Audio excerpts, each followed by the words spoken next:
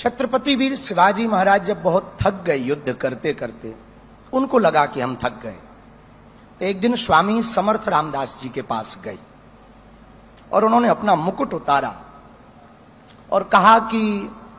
हमने बहुत लड़ाइयां लड़ ली, बहुत युद्ध कर लिया, अब कृपा करो कि अब हमें बहुत लड़ना नहीं, अब एक बड़ी दया करो,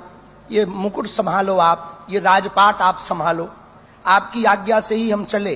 अब हमसे चला नहीं जा रहा, अब हमसे युद्ध लड़ा नहीं जा रहा, हम बहुत थक गए, अब हम विश्राम चाहते हैं, अब हम आराम चाहते हैं, अब हम कुछ दिन कुछ करना नहीं चाहते।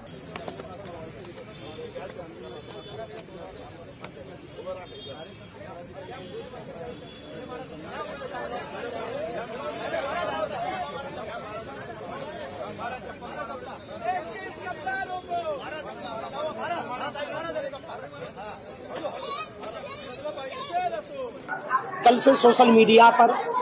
कुछ लोगों ने हमारे वक्तव्य को अलग तरीके से प्रस्तुत किया, जिनको पढ़कर हम, जिनको जानकर हम, जिस भूमि पर आकर, जिनके स्वराज्य गठन की स्थापना को पढ़कर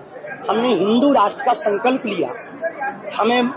दोषारोपित किया गया कि हमने उनकी अवमानना की। इस बात को लेकर के हमारे मन में बहुत दुख है, बहुत हमारे मन में खेद है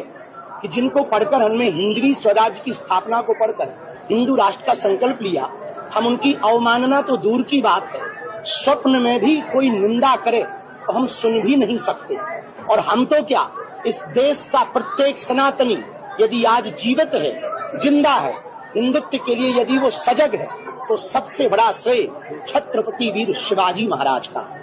और हमें इस बात का दुख है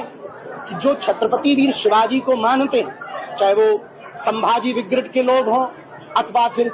मराठा साम्राज्य में परंपरा में अपने जीवन को जीने वाले मराठा हों, वो हमारे ही लोग हैं। हम भी छत्रपति शिवाजी को मानते और वो भी उनको ही मानते, और हम लोग आपस में खींचातानी करेंगे तो दूसरे लोगों को मौका मिलेगा। हमारा 1% भी इस प्रकार का कोई मत नहीं था, ऐसा कोई विचार नहीं था कि हम छत्रपति, हमने गुरु महिमा के प्रति कितने वो समर्पित थे, उस वक्तव्य को हमने गुरु महिमा के प्रति गाया था कि गुरुओं के प्रति हमारे देश के राजा, हमारे देश के हिंदू हृदय सम्राट, हिंदुओं के सिरमौर, हिंदुओं के चक्रधर सम्राट छत्रपति वीर शिवाजी महाराज संतों को, मठों को, महंतों को, आई तुलजा भवानी को कितना मानते थे। उस भाव को कहने का तरीका हमारी अपनी भाषा में था, जिसको कुछ लोगों ने अनर्थ करके